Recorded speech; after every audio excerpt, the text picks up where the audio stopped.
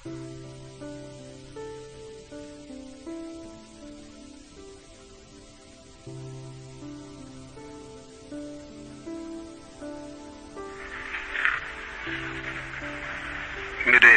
प्रिय आत्मन, प्रेम क्या है? जीना और जानना तो आसान है, लेकिन कहना बहुत कठिन है। जैसे कोई मछली से पूछे कि सागर क्या है, तो मछली कह सकती है यह है सागर, ये रहा, चारों तरफ वही है। लेकिन कोई पूछे कि कहो क्या है, बताओ मत, तो बहुत कठिन हो जाएगा मछली को। आदमी के जीवन में भी जो श्रेष्ठ है, सुंदर है और सत्य है, उसे जिया जा सकता, जाना जा सकता, हुआ जा सकता, लेकिन कहना बहुत मुश्किल है। और दुर्घटना और दुर्भाग्य यह है कि जिसमें जिया जाना चाहिए, जिसमें हुआ जाना चाहिए, उसके संबंध में मनुष्य जाति 5-6 हजार वर्ष से केवल बातें कर रही है। प्रेम की बात चल रही है, प्रेम के गीत गाए जा रहे हैं, प्रेम के भजन गाए जा रहे हैं, और प्रेम का मनुष्य के जीवन में कोई स्थान नहीं है। अगर आदमी के भीतर खोजने जाएं तो प्रेम से ज्यादा असत्य शब्द दूसरा नहीं मिलेगा। और जिन लोगों ने प्रेम को असत्य सिद्ध कर दिया है और जिन्होंने प्रेम की समस्त धाराओं को अवरुद्ध कर दिया है, और बड़ा दुर्भाग्य यह है कि लोग समझते हैं वे ही प्रेम के जन्मदाता भी हैं।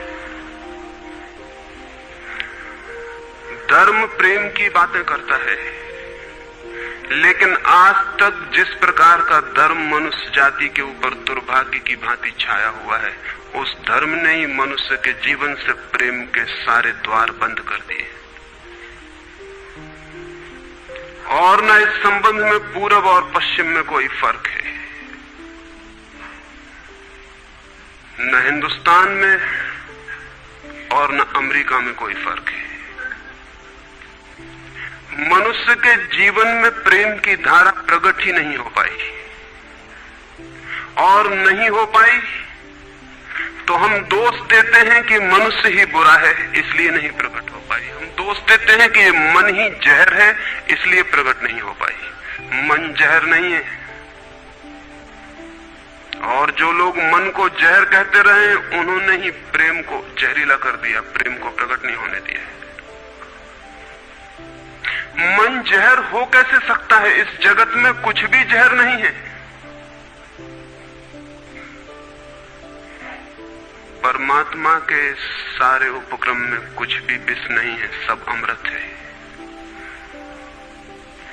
लेकिन आदमी ने सारे अमृत को जहर कर लिया है, और इस जहर करने में शिक्षक, साधु, संत और तथाकथित धार्मिक लोगों का सबसे ज्यादा हाथ है। इस बात को थोड़ा समझ लेना जरूरी है, क्योंकि अगर ये बात दिखाई न पड़े तो मनुष्य के जीवन में कभी भी प्रेम भविष्य में भी नहीं हो सकेगा। क्योंकि जिन कारणों से प्रेम नहीं पैदा हो सका है, उन्हीं कारणों को हम प्रेम प्रकट करने के आधार और कारण बना रहे हैं। हालतें ऐसी हैं कि गलत सिद्धांतों को अगर हजारों वर्ष तक दोहराया जाए तो फिर हम ये भूल ही जाते हैं कि सिद्धांत गलत हैं, और दिखाई पड़ने लगता है कि आदमी गलत है, क्योंकि उन सिद्धांतों को पूरा नहीं कर पा रहा है। मैंने सुना है एक सम्राट के महल के नीचे से एक पंखा बेचने वाला गुजरता था और जोर से चिल्ला रहा था कि अनूठे और अद्भुत पंखे मैंने निर्मित किए हैं। ऐसे पंखे कभी भी नहीं बनाए गए, ये पंखे कभी देखे भी नहीं गए हैं। सम्राट ने खिड़की से झांक के देखा कि कौन है जो अनूठे पंखे ले आया। सम्राट के पास सब तरह के पंखे थे, दुनिया के कोने कोने में जो मिल सकते थे। और नीचे देखा गलियारे में खड़ा हुआ एक आदमी, साधारण 2-2 पैसे के पंखे होंगे, और चिल्ला रहा है कि अनूठे, अद्वितीय। उस आदमी को ऊपर बुलाया और पूछा कि इन पंखों में क्या खूबी है, दाम क्या है इन पंखों के। उस पंखे वाले ने कहा कि महाराज दाम ज्यादा नहीं है, पंखे को देखते हुए दाम बहुत कम है, सिर्फ 100 रुपए का पंखा है। सम्राट ने कहा 100 रुपए? ये 2 पैसे का पंखा जो बाजार में जगह जगह मिलता है, 100 रुपए दाम, क्या है इसकी खूबी? उस आदमी ने कहा खूबी, ये पंखा 100 वर्ष चलता है, 100 वर्ष के लिए गारंटी है, 100 वर्ष से कम में खराब नहीं होता है। सम्राट ने कहा इसको देख के तो ऐसा लगता है कि सप्ताह भी चल जाए, पूरा तो मुश्किल है। धोखा देने की कोशिश कर रहे हो, सरासर बेईमानी, और वो भी सम्राट के सामने। उस आदमी ने कहा आप मुझे भली भांति जानते हैं, इसी गलिहारे में रोज पंखे बेचता हूं, 100 रुपए दाम है इसके, और अगर 100 वर्ष न चले तो जिम्मेदार मैं हूं, रोज तो नीचे मौजूद होता हूं, और फिर आप सम्राट हैं, आपको धोखा देके जाऊंगा कहां? वो पंखा खरीद लिया गया। सम्राट को विश्वास तो न था, लेकिन आश्चर्य भी था कि यह आदमी सरासर झूठ बोल रहा है, किस बल पर बोल रहा है। पंखा 100 रुपए में खरीद लिया गया और उससे कहा कि 7वें दिन तुम उपस्थित हो जाना। 2-4 दिन में ही पंखे की डंडी बाहर निकल गई, 7वें दिन तो वो बिल्कुल मुर्दा हो गए। लेकिन सम्राट ने सोचा कि शायद पंखे वाला आएगा नहीं, लेकिन ठीक समय पर 7वें दिन वो पंखे वाला हाजिर हो गया। उसने कहा कहो महाराज। उन्होंने कहा कहना नहीं, ये पंखा पड़ा हुआ है टूटा हुआ, ये 7 दिन में ये गति हो गई, तुम कहते 100 वर्ष चलेगा? पागल हो या धोखेबाज, क्या हो? उस आदमी ने कहा कि मालूम होता है आपको पंखा जलना नहीं आता है, पंखा तो 100 वर्ष चलता ही, पंखा तो गारंटीड है, आप पंखा जलते कैसे थे? सम्राट ने कहा और भी सुनो, अब मुझे ये भी सीखना पड़ेगा कि पंखा कैसे किया जाता है। उस आदमी ने कहा कृपा करके बताइए कि इस पंखे की गति 7 दिन में ऐसी कैसे बना दी आपने, किस भांति पंखा किया? सम्राट ने पंखा उठा के करके दिखाया कि इस भांति मैंने पंखा किया है। उस आदमी ने कहा समझ गया, भूल, इस तरह पंखा नहीं किया जाता। सम्राट ने कहा और क्या रास्ता है पंखा जलने का? उस आदमी ने कहा पंखा पकड़िए सामने और सिर को हिलाइए, पंखा 100 वर्ष चलेगा, आप समाप्त हो जाएंगे लेकिन पंखा बचेगा। पंखा गलत नहीं है, आपके जलने का ढंग गलत है। यह आदमी पैदा हुआ है 5-6 हजार या 10,000 वर्ष की संस्कृति का, यह आदमी फल है, लेकिन संस्कृति गलत नहीं है, यह आदमी गलत है। आदमी मरता जा रहा है रोज, और संस्कृति की दुहाई चलती चली जाती है कि महान संस्कृति, महान धर्म, महान सब कुछ, और उसका ये फल है, आदमी उसी संस्कृति से गुजरा है और ये परिणाम है उसका। लेकिन नहीं, आदमी गलत है और आदमी को बदलना चाहिए अपने को। और कोई कहने की हिम्मत नहीं उठाता कि कहीं ऐसा तो नहीं है कि 10,000 वर्षों में जो संस्कृति और धर्म आदमी को प्रेम से नहीं भर पाए, वो संस्कृति और धर्म गलत हो। और अगर 10,000 वर्षों में आदमी प्रेम से नहीं भर पाया, तो आगे कोई संभावना है इसी धर्म और इसी संस्कृति के आधार पर कि आदमी कभी प्रेम से भर जाए? 10,000 वर्षों में जो नहीं हो पाया, वो आगे भी 10,000 वर्षों में होने वाला नहीं है, क्योंकि आदमी यही है, कल भी यही होगा। आदमी हमेशा से यही है और हमेशा यही होगा। और संस्कृति और धर्म जिनके हम नारे दिए चले जाते हैं, संतों और महात्माओं की जिनकी दुहाइयां दिए चले जाते हैं, सोचने के लिए हम तैयार नहीं कि कहीं हमारा बुनियादी चिंतन की दिशा ही तो गलत नहीं है। मैं कहना चाहता हूं कि वो गलत है, और गलत सबूत है ये आदमी। और क्या सबूत होता है? एक बीज को हम बोएं और फल जहरीले और कड़वे हों, तो क्या सब सिद्ध होता है? सिद्ध होता है कि वो बीज जहरीला और कड़वा रहा होगा। हालांकि बीज में पता लगाना मुश्किल है कि उससे जो फल पैदा होंगे वो कड़वे पैदा होंगे। बीज में कुछ खोजबीन नहीं की जा सकती।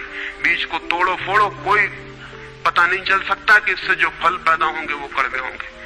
बीज को बो 100 वर्ष लग जाएंगे, वृक्ष होगा, बड़ा होगा, आकाश में फैलेगा, तब फल आएंगे और तब पता चलेगा कि वे कड़वे। 10,000 वर्ष में संस्कृति और धर्म के जो बीज बोए गए हैं, ये आदमी उसका फल है और ये कड़वा है और घृणा से भरा हुआ है।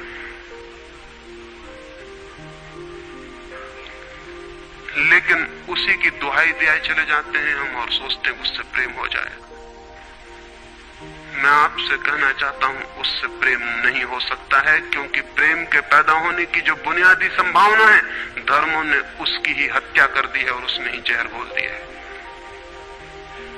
मनुष्य से भी ज्यादा प्रेम पशुओं और पक्षियों में और पौधों में दिखाई पड़ता है, जिनके पास न कोई संस्कृति है न कोई धर्म है। संस्कृत और सुसंस्कृत और सभ्य मनुष्यों की बजाय असभ्य और जंगल के आदमी में ज्यादा प्रेम दिखाई पड़ता है, जिसके पास न कोई विकसित धर्म है, न कोई सभ्यता है, न कोई संस्कृति है। जितना आदमी सभ्य, सुसंस्कृत और तथाकथित धर्मों के प्रभाव में मंदिरों और चर्चों में प्रार्थना करने लगता, उतना ही प्रेम से शून्य क्यों होता चला जाता। जरूर कुछ कारण है, और दो कारणों पर मैं विचार करना चाहता हूं। अगर वे ख्याल में आ जाएं, तो प्रेम के अवरुद्ध स्रोत टूट सकते हैं और प्रेम की गंगा बह सकती है। वो हर आदमी के भीतर है, उसे कहीं से लाना नहीं है। प्रेम कोई ऐसी बात नहीं है कि कहीं खोजने जाना है उसे, वो है, वो प्राणों की प्यास है हर एक के भीतर, वो प्राणों की सुगंध है प्रत्येक के भीतर, लेकिन चारों तरफ से परकोटा है उसके और वो प्रकट नहीं हो पाती। सब तरफ पत्थर की दीवार है और वो झरने नहीं फूट पाते। तो प्रेम की खोज और प्रेम की साधना कोई पॉजिटिव, कोई विधायक खोज और साधना नहीं है कि हम जाएं और कहीं प्रेम सीख लें। एक मूर्तिकार एक पत्थर को तोड़ रहा था, कोई देखने गया था कि मूर्ति कैसे बनाई जाती है। उसने देखा कि मूर्ति तो बिल्कुल नहीं बनाई जा रही, सिर्फ छेनी और हथौड़े से पत्थर तोड़ा जा रहा है। तो उस आदमी ने पूछा कि आप क्या कर रहे हैं, मूर्ति नहीं बनाएंगे? मैं तो मूर्ति का बनना देखने आया हूं, आप तो सिर्फ पत्थर तोड़ रहे हैं। उस मूर्तिकार ने कहा कि मूर्ति तो पत्थर के भीतर छिपी है, उसे बनाने की जरूरत नहीं है, सिर्फ उसके ऊपर जो व्यर्थ पत्थर जुड़ा है उसे अलग कर देने की जरूरत है और मूर्ति प्रकट हो जाएगी। मूर्ति बनाई नहीं जाती, मूर्ति सिर्फ आविष्कृत होती है, डिस्कवर होती है, अनावृत होती है, उगाड़ी जाती है। मनुष्य के भीतर प्रेम छिपा है, सिर्फ उगाड़ने की बात है, उसे पैदा करने का सवाल नहीं है, अनावृत करने की बात है। कुछ है जो हमने ऊपर से ओढ़ा हुआ है, जो उसे प्रकट नहीं होने देता। एक चिकित्सक से जाके आप पूछें कि स्वास्थ्य क्या है, और दुनिया का कोई चिकित्सक नहीं बता सकता कि स्वास्थ्य क्या है। बड़े आश्चर्य की बात है, स्वास्थ्य पर ही तो सारा चिकित्सा शास्त्र खड़ा है, सारी मेडिकल साइंस खड़ी है, और कोई नहीं बता सकता कि स्वास्थ्य क्या है।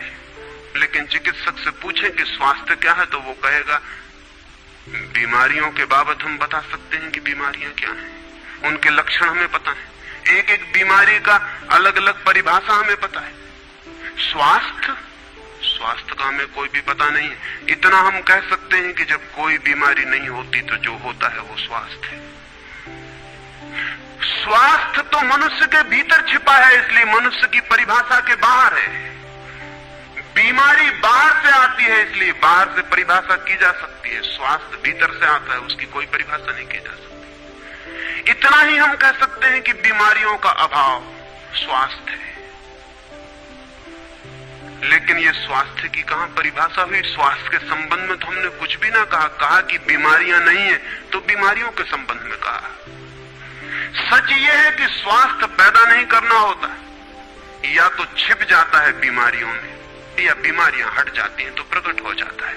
स्वास्थ्य हम में है, स्वास्थ्य हमारा स्वभाव है, प्रेम हम में है, प्रेम हमारा स्वभाव है। इसलिए ये बात गलत है कि मनुष्य को समझाया जाए कि तुम प्रेम पैदा करो। सोचना यह है कि प्रेम पैदा क्यों नहीं हो पा रहा है, बाधा क्या है, अड़चन क्या है, कहां रुकावट डाल दी गई। अगर कोई भी रुकावट ना हो तो प्रेम प्रकट होगा ही, उसे सिखाने की और समझाने की कोई भी जरूरत नहीं है। अगर मनुष्य के ऊपर गलत संस्कृति और गलत संस्कार की धाराएं और बाधाएं न हो तो हर आदमी प्रेम को उपलब्ध होगा ही, ये अनिवार्यता है। प्रेम से कोई बच ही नहीं सकता, प्रेम स्वभाव है। गंगा बहती है हिमालय से, बहेगी गंगा, उसके प्राण है, उसके पास जल है, वो बहेगी और सागर को खोज ही लेगी। न किसी पुलिस वाले से पूछेगी, न किसी पुरोहित से पूछेगी कि सागर कहां है। देखा किसी गंगा को चौरस्ते पर खड़े होकर पूछते कि सागर कहां है? उसके प्राणों में है छिपी सागर की खोज और ऊर्जा है, तो पहाड़ तोड़ेगी, मैदान तोड़ेगी और पहुंच जाएगी सागर तक। सागर कितने ही दूर हो, कितना ही छिपा हो, खोज ही लेगी। और कोई रास्ता नहीं है, कोई गाइड बुक नहीं है कि जिससे पता लगा ले कि कहां से जाना है, लेकिन पहुंच जाती है। लेकिन बांध बांध दिए जाएं, चारों तरफ परकोटे उठा दिए जाएं, प्रकृति की बाधाओं को तोड़ के तो गंगा सागर तक पहुंच जाती है, लेकिन अगर आदमी की इंजीनियरिंग की बाधाएं खड़ी कर दी जाएं तो हो सकता है गंगा सागर तक न पहुंच पाए। ये भेद समझ लेना जरूरी है। प्रकृति की कोई भी बाधा असल में बाधा नहीं है, इसलिए गंगा सागर तक पहुंच जाती है, हिमालय को काट के पहुंच जाती है। लेकिन अगर आदमी इजाद करे, इंतजाम करे, तो गंगा को सागर तक नहीं भी पहुंचने दे सकता है। प्रकृति का तो एक सहयोग है, प्रकृति तो एक हार्मनी है। वहां जो बाधा भी दिखाई पड़ती है वो भी शायद शक्ति को जगाने के लिए चुनौती है।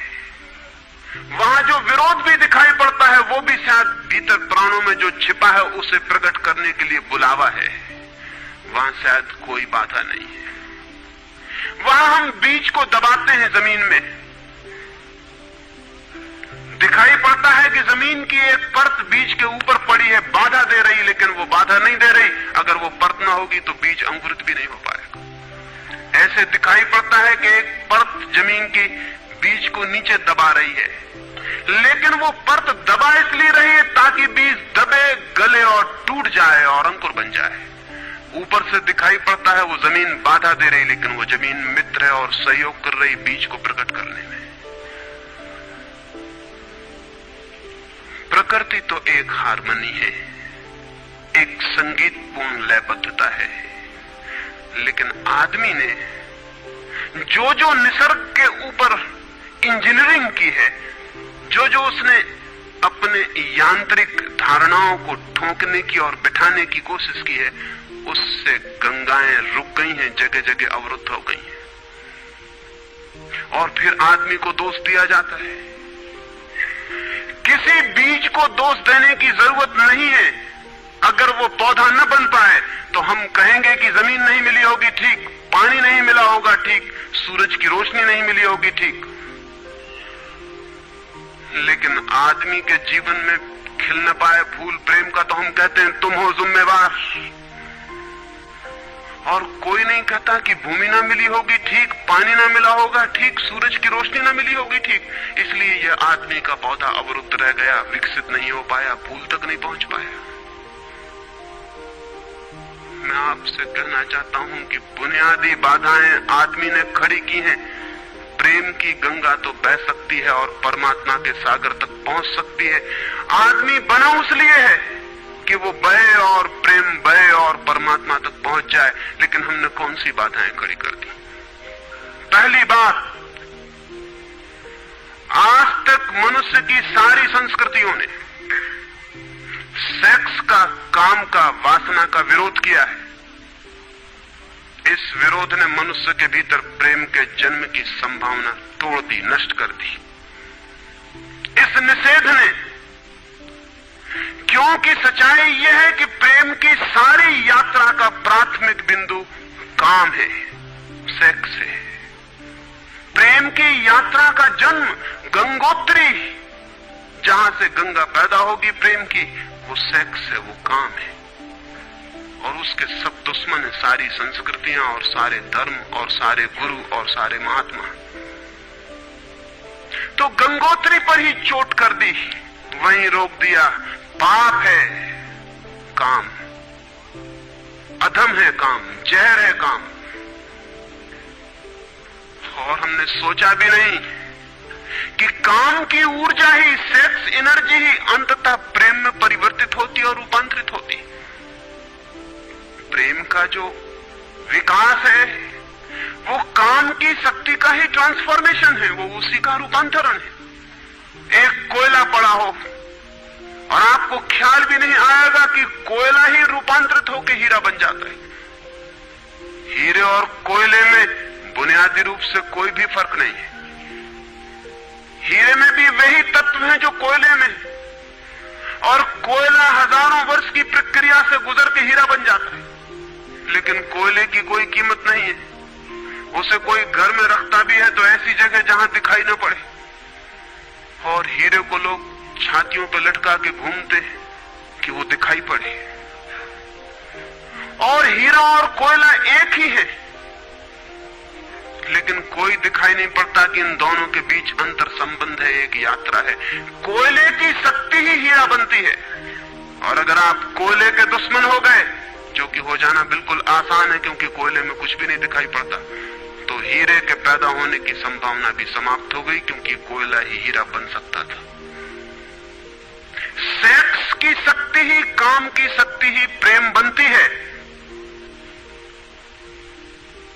लेकिन उसके विरोध में सारे दुश्मन हैं उसके, अच्छे आदमी उसके दुश्मन हैं।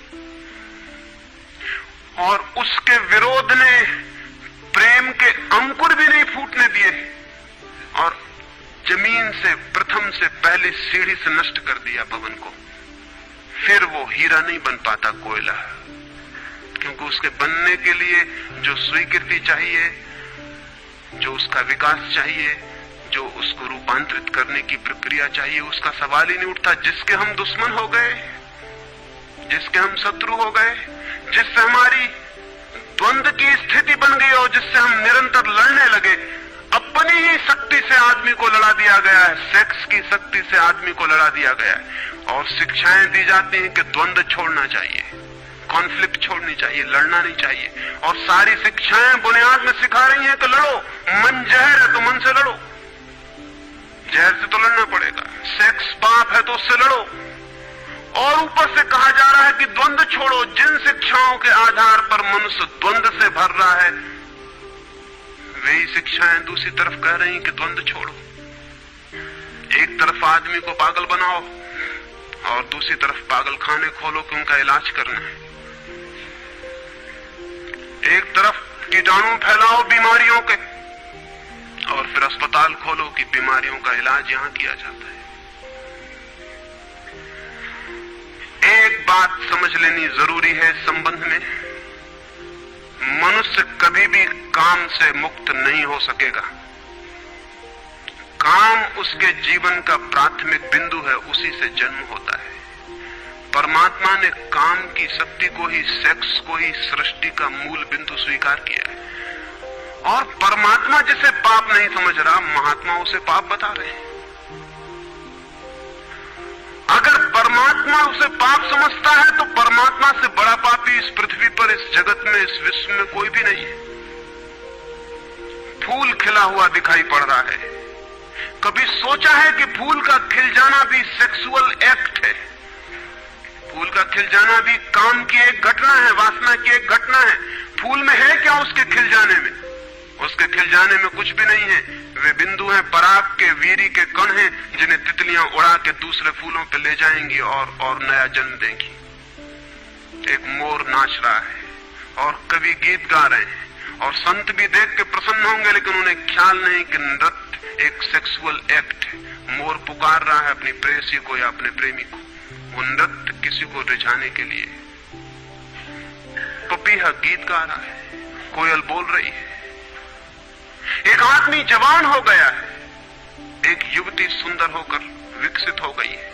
वो सब की सब सेक्सुअल एनर्जी की अभिव्यक्तियां हैं। वो सब का सब काम का ही रूपांतरण है। वो सब का सब काम की ही अभिव्यक्ति, काम की ही अभिव्यंजना है। सारा जीवन, सारी अभिव्यक्ति, सारी फ्लावरिंग काम की है।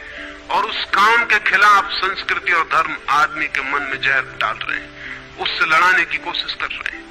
मौलिक शक्ति से मनुष्य को उलझा दिया है लड़ने के लिए, इसलिए मनुष्य दीनहीन, प्रेम से रिक्त और थोथा और नाकुछ हो गया है। काम से लड़ना नहीं है, काम के साथ मैत्री स्थापित करनी है और काम की धारा को और ऊंचाइयों तक ले जाना है। किसी ऋषि ने किसी वधू को 9 वर और वधू को आशीर्वाद देते हुए कहा था कि तेरे 10 पुत्र पैदा हों और अंततः तेरा पति तेरा 11वां पुत्र हो जाए।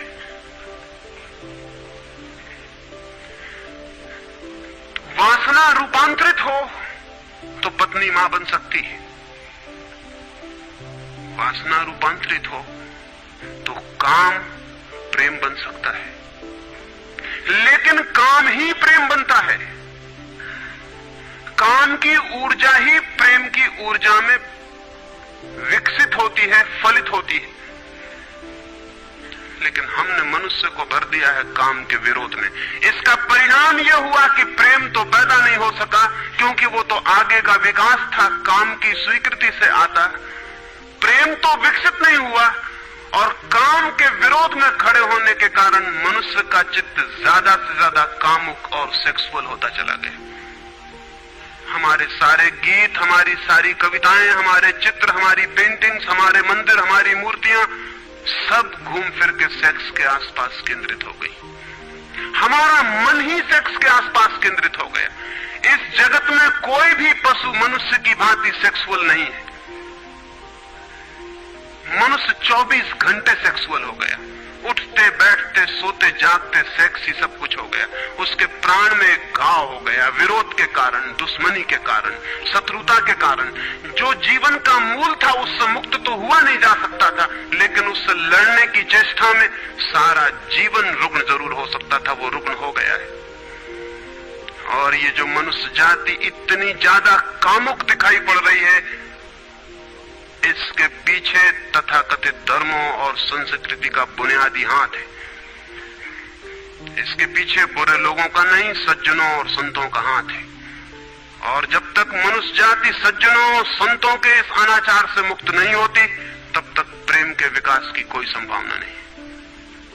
मुझे एक घटना याद आती है। एक फकीर अपने घर से निकला था, किसी मित्र के पास मिलने जा रहा है। निकला है कि घोड़े पर उसका चढ़ा हुआ एक बचपन का दोस्त घर आके सामने खड़ा हो गया। उसने कहा कि दोस्त तुम घर पे रुको, वर्षों से प्रतीक्षा करता था कि तुम आओगे तो बैठेंगे और बात करेंगे, और दुर्भाग्य कि मुझे किसी मित्र से मिलने जाना है, मैं वचन दे चुका हूं तो मैं वहां जाऊंगा, घंटे भर में जल्दी से जल्दी लौट आऊंगा, तब तक तुम विश्राम करो। उसके मित्र ने कहा कि मुझे तो चैन नहीं है, अच्छा होगा कि मैं तुम्हारे साथ ही चला चलूं। लेकिन उसने कहा कि मेरे कपड़े सब गंदे हो गए धूल से रास्ते की, अगर तुम्हारे पास कुछ अच्छा कपड़ा हो तो मुझे दे दो, तो मैं डाल लूं और साथ हो जाऊं। निश्चित था उस फकीर के पास किसी सम्राट ने उसे एक बहुमूल्य कोट, एक पगड़ी और धोती भेंट की थी। उसने संभाल के रखी थी, कभी जरूरत पड़ेगी तो पहनूंगा। वो जरूरत नहीं आई थी, निकाल के ले आया। खुशी में मित्र ने जब पहन ली तब उसे थोड़ी ईर्ष्या पैदा हुई। मित्र ने पहन के तो मित्र सम्राट मालूम होने लगा।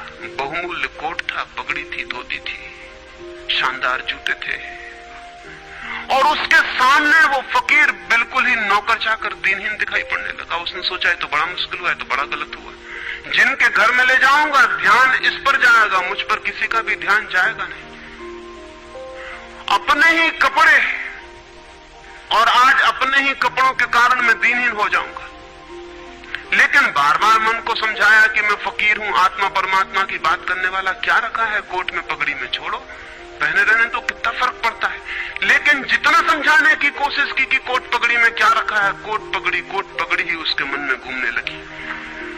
मित्र दूसरी बात करने लगा, लेकिन वो भीतर तो, ऊपर तो कुछ और दूसरी बातें कर रहा है, लेकिन वहां उसका मन नहीं है, भीतर उसे बस कोट और पगड़ी। रास्ते पर जो भी आदमी देखता है उसको कोई भी नहीं देखता, मित्र की तरफ सबकी आंखें जाती। वो बड़ा मुश्किल में पड़ गया कि तो आज अपनी भूल कर ली, अपने हाथ से भूल कर ली। जिनके घर जाना था वहां पहुंचा, जाके परिचय दिया कि मेरे मित्र हैं जमाल, बचपन के दोस्त हैं, बहुत प्यारे आदमी हैं। और फिर अचानक अनजाने मुंह से निकल गया कि रह गए कपड़े सो कपड़े मेरे। क्योंकि मित्र भी जिनके घर गए थे वो भी उसके कपड़ों को देख रहे थे, और भीतर उसके चल रहा था कोट पगड़ी, मेरी कोट पगड़ी, और उन्हीं की वजह से मैं परेशान हो रहा हूं। निकल गया मुंह से कि रह गए कपड़े, कपड़े मेरे। मित्र भी हैरान हुआ, घर के लोग भी हैरान हुए कि ये क्या पागलपन की बात है। ख्याल उसको भी आया बोल जाने के बाद, तब पछताया कि तो भूल हो गई। पछताया तो और दबाया अपने मन को, बाहर निकल के क्षमा मांगने लगा कि क्षमा कर दो, बड़ी गलती हो गई। मित्र ने कहा मैं तो हैरान हुआ कि तुमसे निकल कैसे गया। उसने कहा कि कुछ नहीं, सिर्फ जबान की चूक हो गई। हालांकि जबान की चूक कभी भी नहीं होती है, भीतर कुछ चलता होता है तो कभी कभी बेमौके जबान से निकल जाता है, चूक कभी नहीं होती। माफ कर दो, भूल हो गई। कैसे ये ख्याल आ गया कुछ समझ में नहीं आता, हालांकि पूरी तरह समझ में आ रहा था कि ख्याल कैसे आया है। दूसरे मित्र के घर गए। अब वो तय करता रहा रास्ते में कि अब चाहे कुछ भी हो जाए, ये नहीं कहना है कि कपड़े मेरे हैं। पक्का कर लेना है अपने मन को। घर के द्वार पर उसने जाके बिल्कुल दृढ़ संकल्प कर लिया कि ये बात नहीं उठानी कि कपड़े मेरे हैं। लेकिन उस पागल को पता नहीं कि जितना वो दृढ़ संकल्प कर रहा है इस बात का, वो दृढ़ संकल्प बता रहा है इस बात को कि उतने ही जोर से उसके भीतर ये भावना घर कर रही कि कपड़े मेरे। आखिर दृढ़ संकल्प किया क्यों जाता है? एक आदमी कहता है कि मैं ब्रह्मचर्य का दृढ़ व्रत लेता हूं, उसका मतलब है उसके भीतर कामुकता दृढ़ता से धक्के मार रही, नहीं तो और कारण क्या है? एक आदमी कहता है कि मैं कसम खाता हूं कि आज से कम खाना खाऊंगा, उसका मतलब यह है कि कसम खानी पड़ रही, ज्यादा खाने का मन है उसका। और तब अनिवार्य रूप में द्वंद्व पैदा होता है। जिससे हम लड़ना चाहते हैं वही हमारी कमजोरी है, और तब द्वंद्व पैदा हो जाना स्वाभाविक है। वो लड़ता हुआ दरवाजे के भीतर गया, संभल संभल के बोला कि मेरे मित्र हैं, लेकिन जब वो बोल रहा है तब उसको कोई नहीं देख रहा, उसके मित्र को उस घर के लोग देख रहे हैं। तब फिर उसे ख्याल आया कि मेरा कोट, मेरी पगड़ी। उसने कहा कि दृढ़ता से कसम खाई है, इसकी बात नहीं उठानी। मेरा क्या है कपड़ा लत्ता, कपड़े लत्ते किसी के होते हैं, ये तो सब संसार है, ये तो सब माया है। लेकिन ये सब समझा रहा है, लेकिन असलियत तो बाहर से भीतर, भीतर से बाहर हो रही। समझाया कि मेरे मित्र हैं, बचपन के दोस्त हैं, बहुत प्यारे आदमी हैं, रह गए कपड़े, कपड़े उन्हीं के हैं, मेरे नहीं हैं। पर घर के लोगों को ख्याल आया कि कपड़े उन्हीं के हैं, मेरे नहीं हैं। आज तक ऐसा परिचय कभी देखा नहीं गया था। बाहर निकल के क्षमा मांगने लगा कि बड़ी भूल हुई जा रही, मैं क्या करूं क्या ना करूं, ये क्या हो गया है मुझे।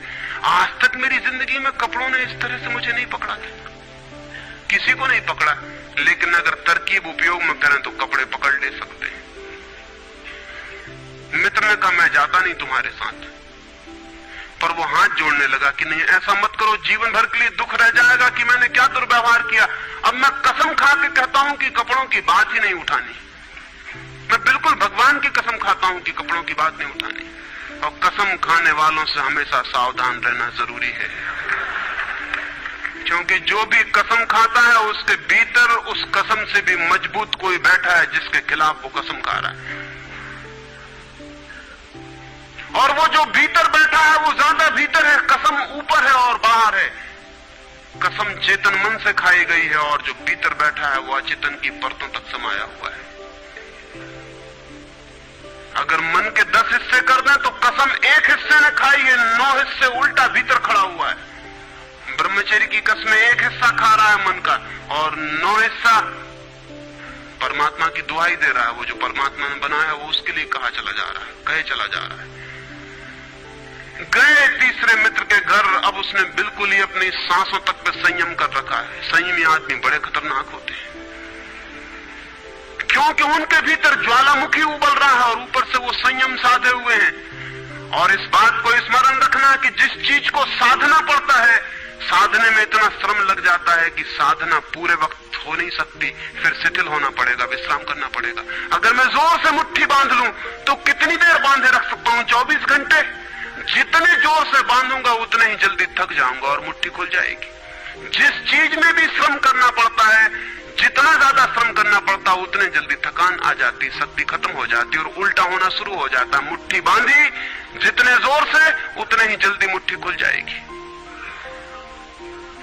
मुट्ठी खुली रखी जा सकती है 24 घंटे, लेकिन बांध के नहीं रखी जा सकती है। जिस काम में श्रम पड़ता है उस काम को आप जीवन नहीं बना सकते, कभी सहज नहीं हो सकता वो काम। श्रम पड़ेगा, फिर विश्राम का वक्त आएगा ही। इसलिए जितना सधा हुआ संत होता है उतना ही खतरनाक आदमी होता है, क्योंकि उसका विश्राम का वक्त आएगा। 24 घंटे में घंटे भर को उसे शिथिल होना पड़ेगा, उसी बीच दुनिया भर के पाप उसके भीतर खड़े हो जाएंगे, नरक सामने आ जाएगा। तो उसने बिल्कुल ही अपने को सांस रोक लिया और कहा कि अब कसम खाता हूं कि इन कपड़ों की बात ही नहीं उठानी। लेकिन आप सोच लें उसकी हालत, अगर आप थोड़े बहुत भी धार्मिक आदमी होंगे तो आपको अपने अनुभव से भी पता चल सकता है कि उसकी क्या हालत हुई होगी। अगर आपने कसम खाई हो, व्रत लिए हो, संकल्प साधे हो, तो आपको भली भांति पता होगा कि भीतर क्या हालत हो जाती है। भीतर गया, उसके माथे से पसीना चू रहा है, इतना श्रम पड़ रहा है। मित्र डरा हुआ है उसके पसीने को देखकर कि वो उसकी सब नसें खिंची हुई हैं। वो बोल रहा है एक एक शब्द कि मेरे मित्र हैं, बड़े पुराने दोस्त हैं, बहुत अच्छे आदमी हैं। और एक क्षण को वो रुका, जैसे भीतर से कोई जोर का धक्का आया हो और सब बह गया, बाढ़ आ गई और सब बह गया। और उसने कह के रह गए कपड़े की बात, तो मैंने कसम खा ली है कि कपड़े की बात ही नहीं करनी।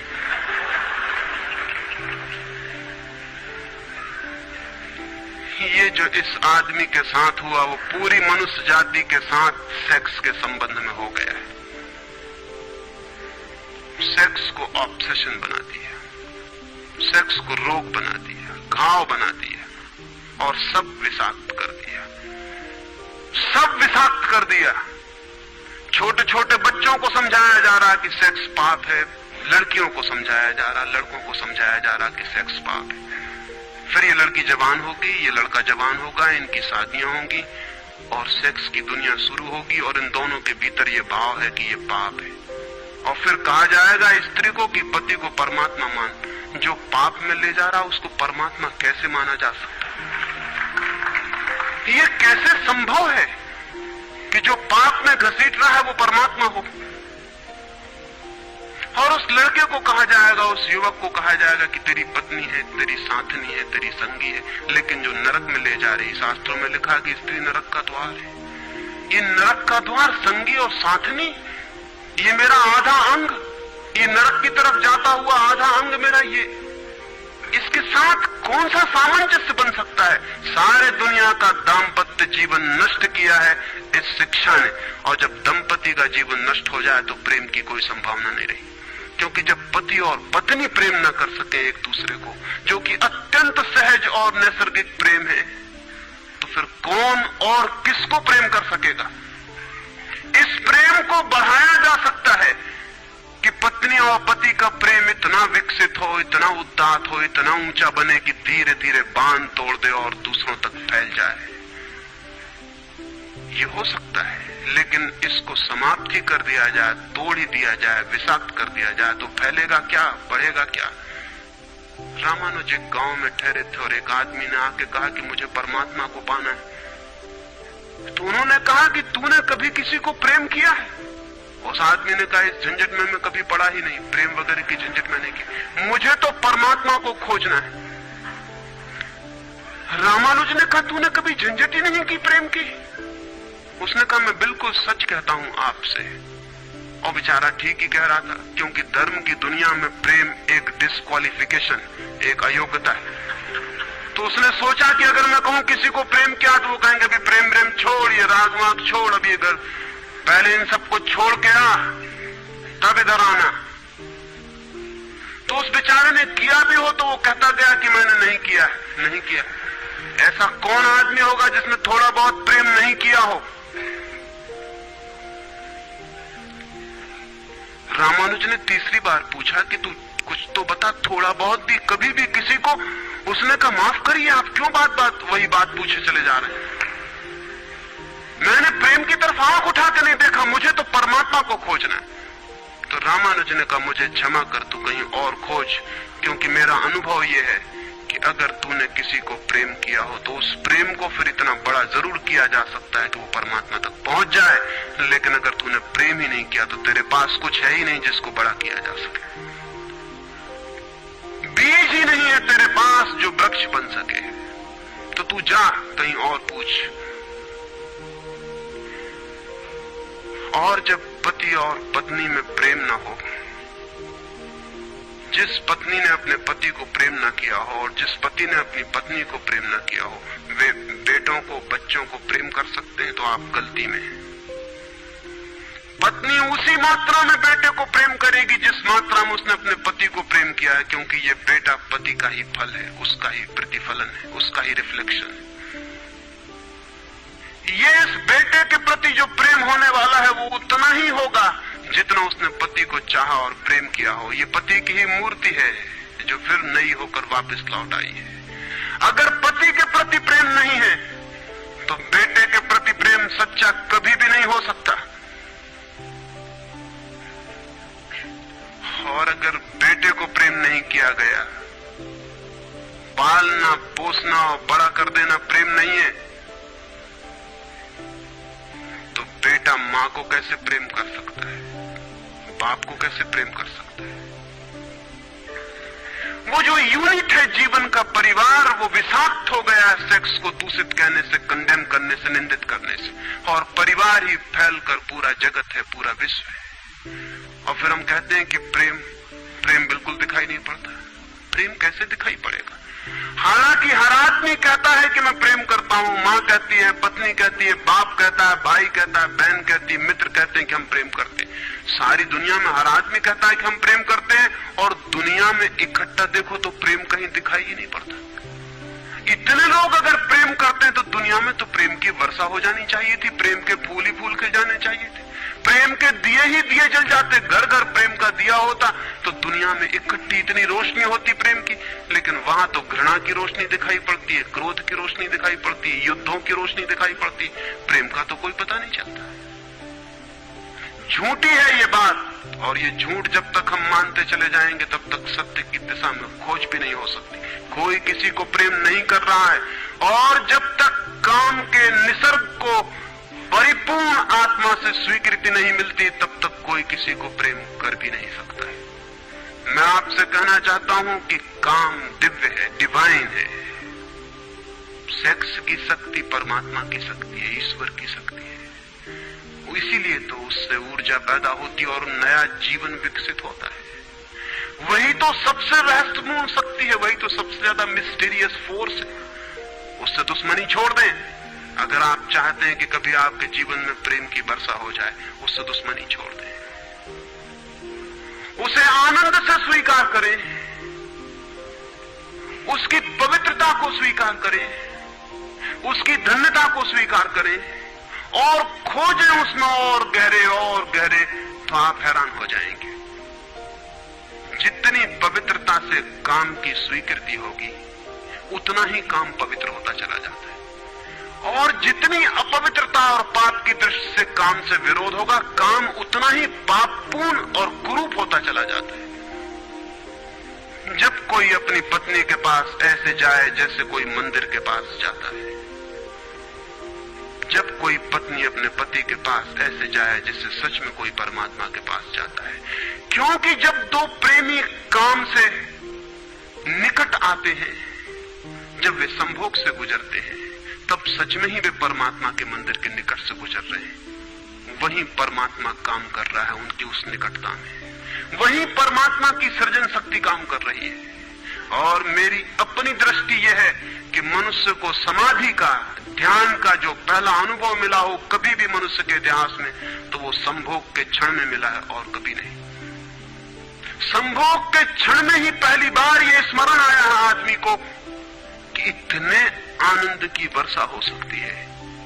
और जिन्होंने सोचा, जिन्होंने मेडिटेट किया, जिन लोगों ने काम के संबंध पर और मैथुन पर चिंतन किया और ध्यान किया, उन्हें यह दिखाई पड़ा कि काम के क्षण में, मैथुन के क्षण में, संभोग के क्षण में मन विचारों से शून्य हो जाता है। एक क्षण को मन के सारे विचार रुक जाते हैं, और वो विचारों का रुक जाना और वो मन का ठहर जाना ही आनंद की वर्षा का कारण होता है।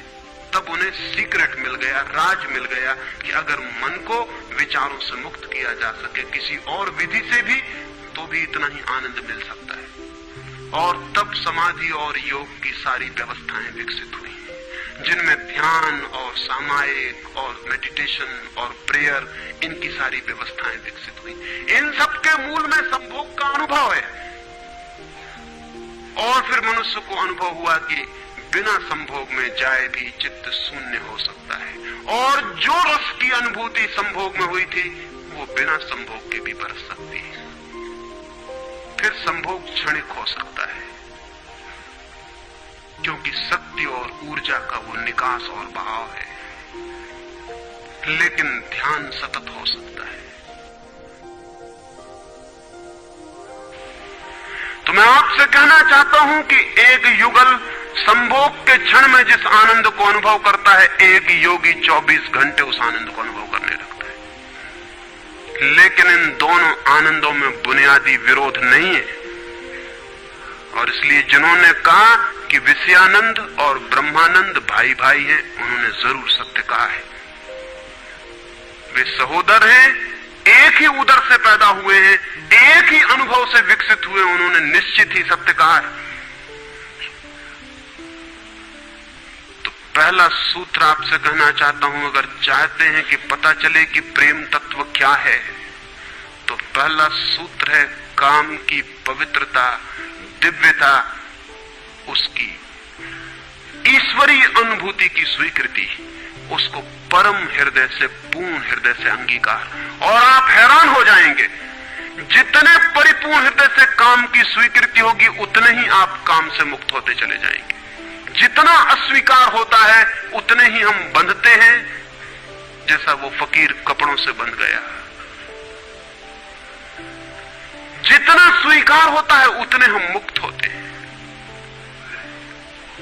अगर परिपूर्ण स्वीकार है, टोटल एक्सेप्टेबिलिटी है जीवन का जो निसर्ग है उसकी, तो आप पाएंगे कि वो परिपूर्ण स्वीकृति को मैं आस्तिकता कहता हूं। वही आस्तिकता व्यक्ति को मुक्त करती है। नास्तिक मैं उनको कहता हूं जो जीवन के निसर्ग का अस्वीकार करते हैं, निषेध करते हैं। ये बुरा है, ये पाप है, ये विष है, ये छोड़ो, ये छोड़ो, ये छोड़ो। जो छोड़ने की बातें कर रहे हैं वे ही नास्तिक हैं। जीवन जैसा है उसे स्वीकार करो और जियो उसकी परिपूर्णता में। वही परिपूर्णता रोज रोज सीढ़ियां सीढ़ियां ऊपर उठाती जाती, वही स्वीकृति मनुष्य को ऊपर ले जाती, और एक दिन उसके दर्शन होते हैं जिसका काम में पता भी नहीं चलता था। काम अगर कोयला था तो एक दिन हीरा भी प्रकट होता है प्रेम का।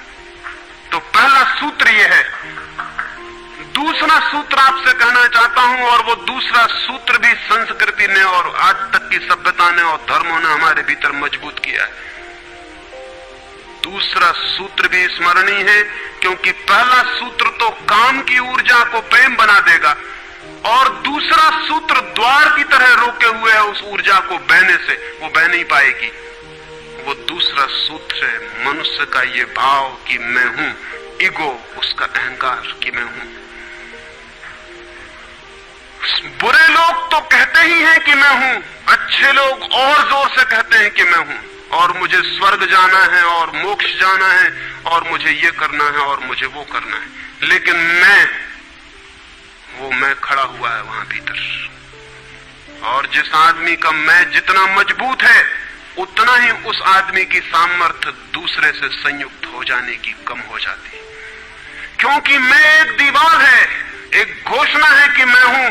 मैं की घोषणा कह देती है तुम हो, मैं हूं, दोनों के बीच फासला है। फिर मैं कितना ही प्रेम करूं और आपको अपनी छाती से लगा लूं, लेकिन फिर भी हम दो हैं। छातियां कितनी ही निकट आ जाएं, फिर भी बीच में फासला है। मैं हूं, तुम हो। इसलिए निकटतम अनुभव भी निकट नहीं ला पाते।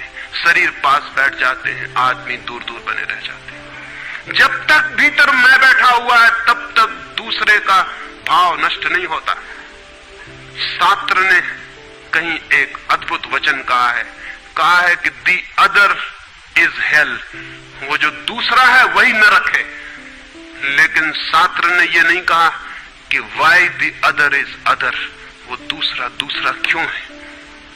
वो दूसरा इसलिए है कि मैं हूं, और जब तक मैं हूं तब तक दुनिया में हर चीज दूसरी है, अन्य है, भिन्न है।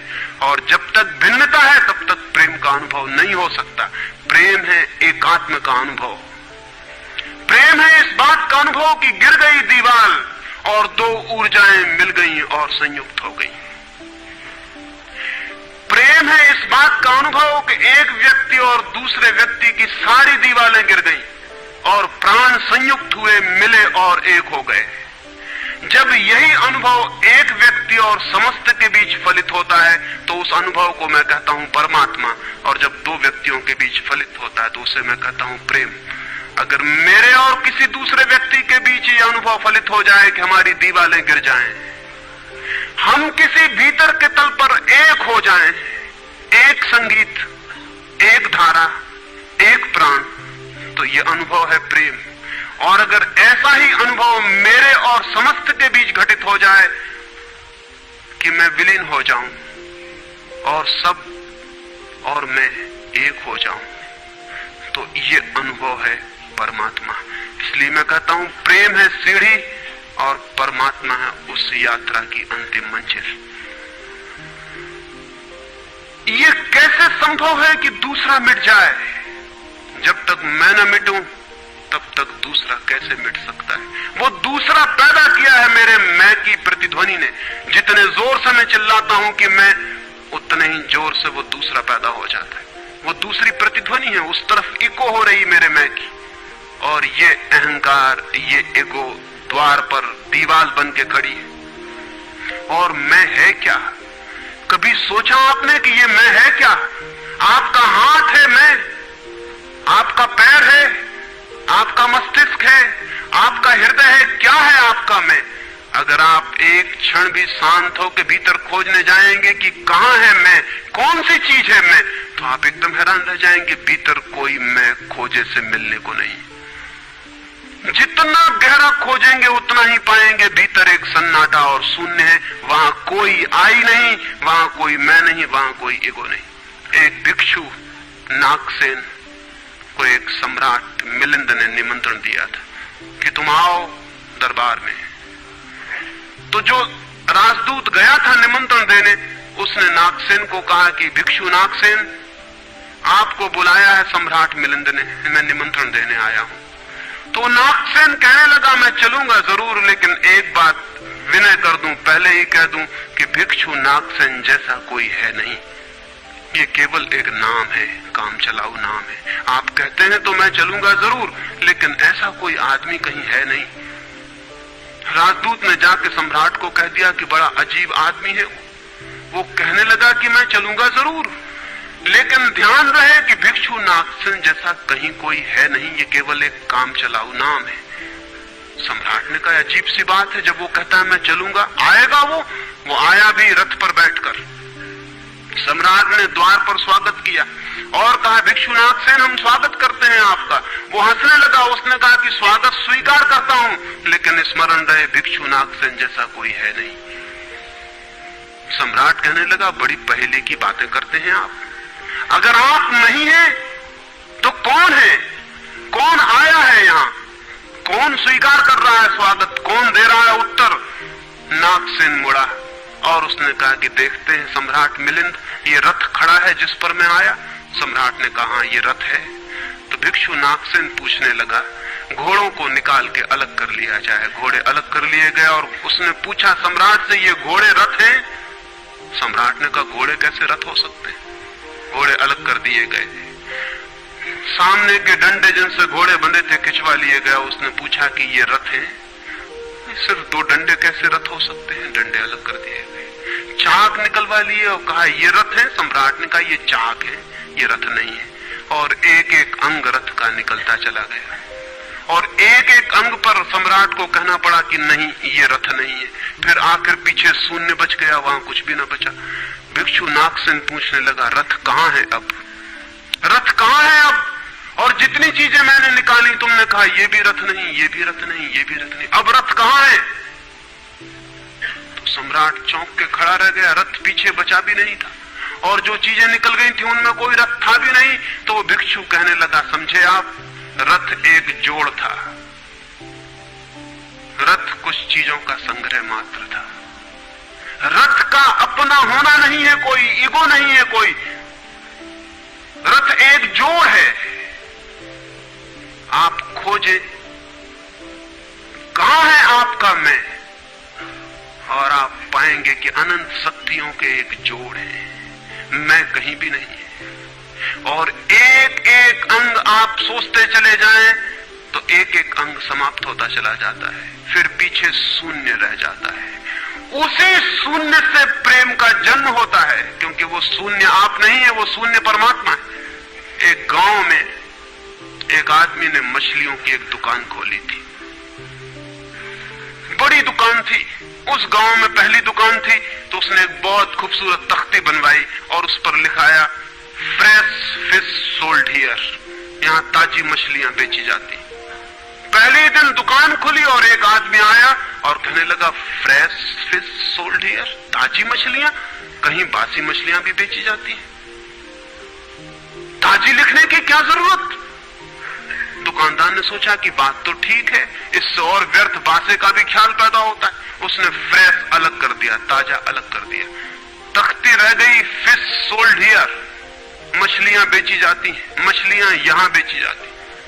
दूसरे दिन एक बूढ़ी औरत आई और उसने कहा कि मछलियां यहां बेची जाती हैं, सोल्ड हियर, कहीं और कहीं भी बेचते हो? उस आदमी ने कहा ये हियर बिल्कुल फिजूल है। उसने तख्ती पर एक शब्द और अलग कर दिया, रह गया फिश सोल्ड। तीसरे दिन एक आदमी आया, वो कहने लगा फिश सोल्ड, मछलियां बेची जाती हैं, मुफ्त भी देते हो क्या? आदमी ने कहा ये सोल्ड भी बेकार। उस सोल्ड को भी अलग कर दिया। अब रह गई वहां तख्ती फिश। एक बुद्ध आया और कहने लगा फिश, अंधे को भी मील भर दूर से बांस मिल जाती है, ये तख्ती काहे के लिए लटकाई हुई है? यहां फिश भी चली गई, खाली तख्ती रह गई वहां। और एक आदमी आया और उसने कहा ये तख्ती किस लिए लगाई है, इससे दुकान पे आड़ पड़ती। वो तख्ती भी चली गई, वहां कुछ भी नहीं रह गया। इलिमिनेशन होता गया, एक एक चीज हटती चली गई, पीछे जो शेष रह गया शून्य। उस शून्य से प्रेम का जन्म होता है, क्योंकि उस शून्य में दूसरे के शून्य से मिलने की क्षमता है। सिर्फ शून्य ही शून्य से मिल सकता है और कोई नहीं। दो शून्य मिल सकते हैं, दो व्यक्ति नहीं, दो इंडिविजुअल नहीं मिल सकते, दो वैक्यूम, दो एम्प्टीनेस मिल सकते हैं, क्योंकि बाधा आप कोई भी नहीं, शून्य की कोई दीवार नहीं होती और हर चीज की दीवार होती है। तो दूसरी बात स्मरणीय है, व्यक्ति जब मिटता है नहीं रह जाता, पाता है कि हूं ही नहीं, जो है वो मैं नहीं हूं, जो है वो सब है। तब द्वार गिरता है, दीवार टूटती है और तब वो गंगा बहती है जो भीतर छिपी है और तैयार है। वो शून्य की प्रतीक्षा कर रही कि कोई शून्य हो जाए तो उससे बह उठूं। हम एक कुआं खोदते हैं, पानी भीतर है, पानी कहीं से लाना नहीं होता, लेकिन बीच में मिट्टी पत्थर पड़े हैं, उनको निकाल के बाहर कर देते हैं। करते क्या है हम? करते हैं हम एक शून्य बनाते हैं, एक खाली जगह बनाते हैं, एक एम्प्टीनेस बनाते हैं। कुआं खोदने का मतलब है खाली जगह बनाना, ताकि खाली जगह में जो भीतर छिपा हुआ पानी है वो प्रकट होने के लिए जगह पा जाए, स्पेस पा जाए।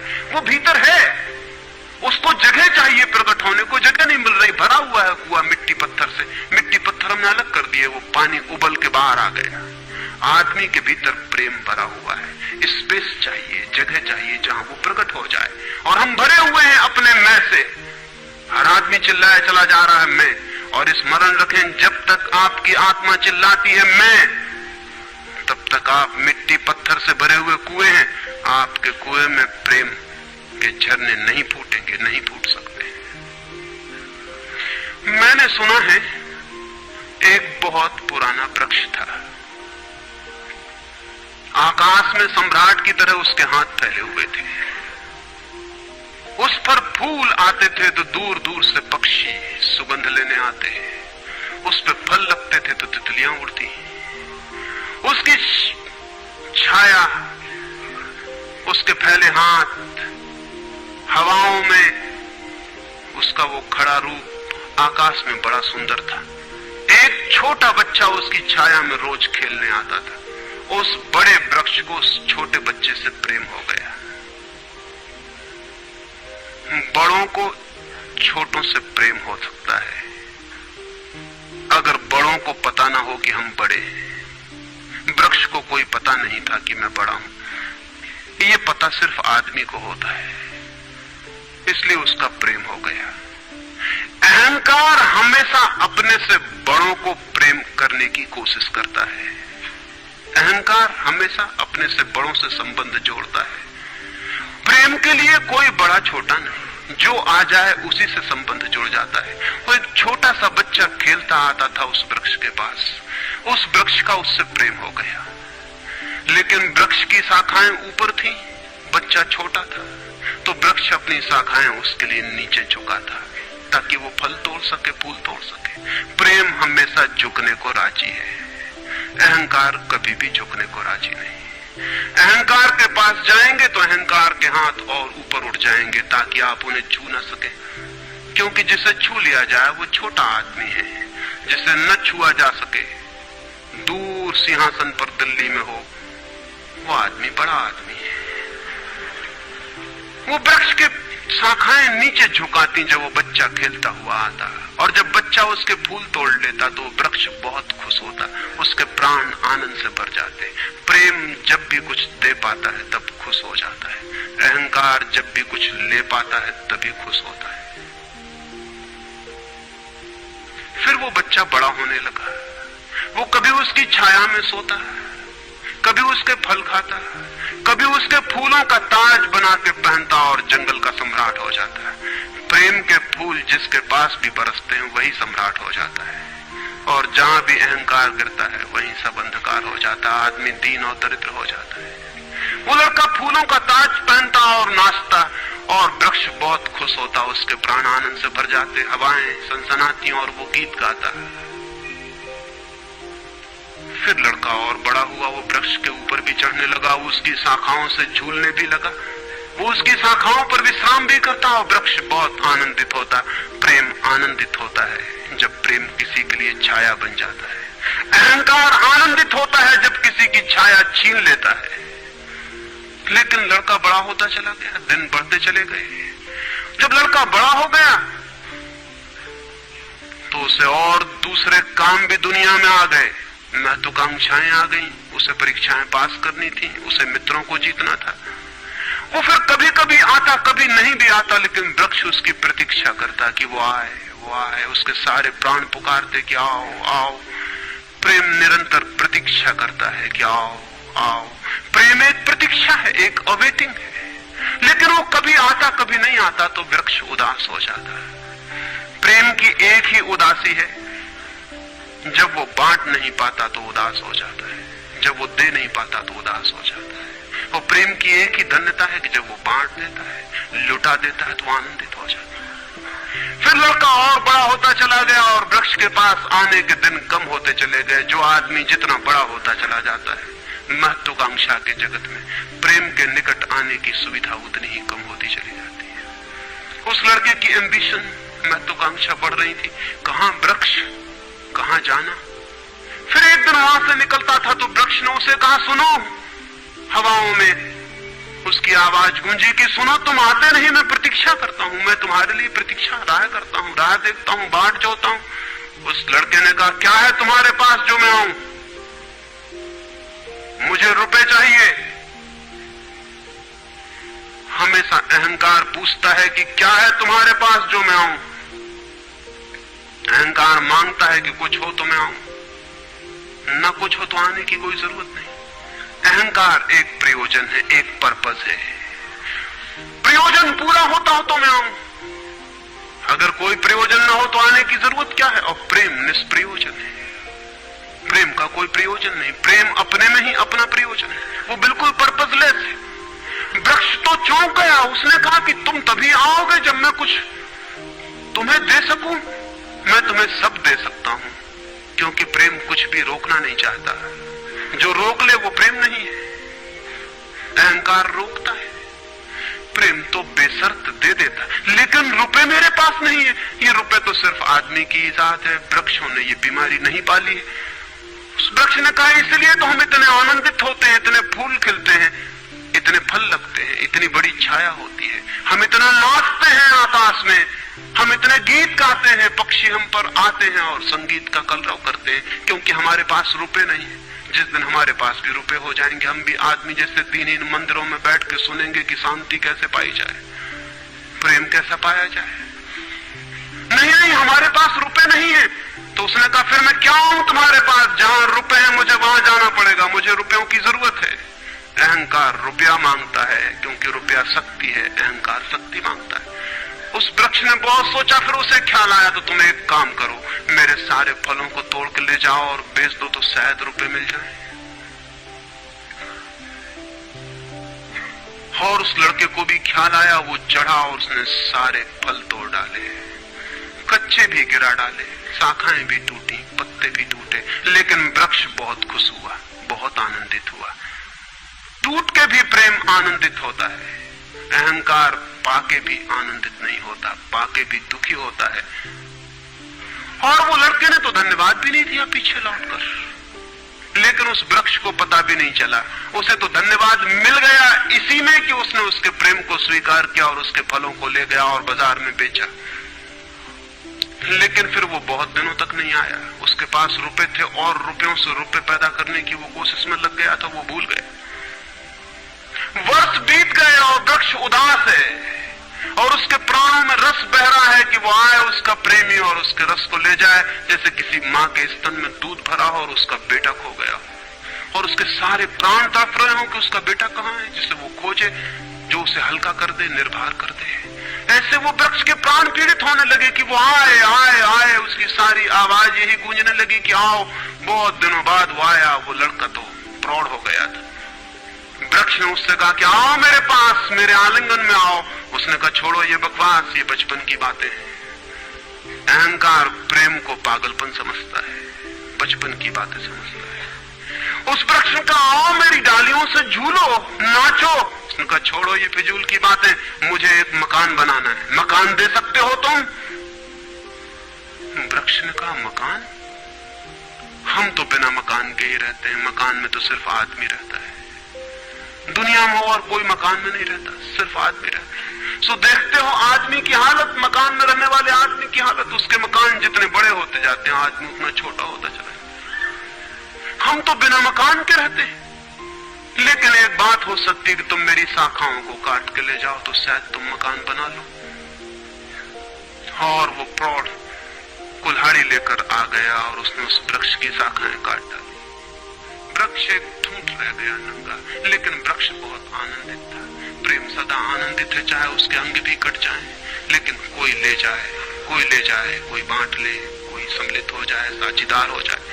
और उस लड़के ने तो पीछे लौट के भी नहीं देखा, उसने मकान बना लिया। और वक्त गुजरता गया, वो ठूंठ रहा देखता, वो चिल्लाना चाहता, लेकिन अब उसके पास पत्ते भी नहीं थे, शाखाएं भी नहीं थी, हवाएं आती और वो बोल भी ना पाता, बुला भी ना पाता। लेकिन उसके प्राणों में तो एक ही गूंज थी कि आओ आओ। और बहुत दिन बीत गए, तब वो बूढ़ा आदमी हो गया था। वो बच्चा वो निकल रहा था पास से, वृक्ष के पास आके खड़ा हो गया। तो वृक्ष ने पूछा क्या कर सकता हूं और मैं तुम्हारे लिए, तुम बहुत दिनों बाद आए।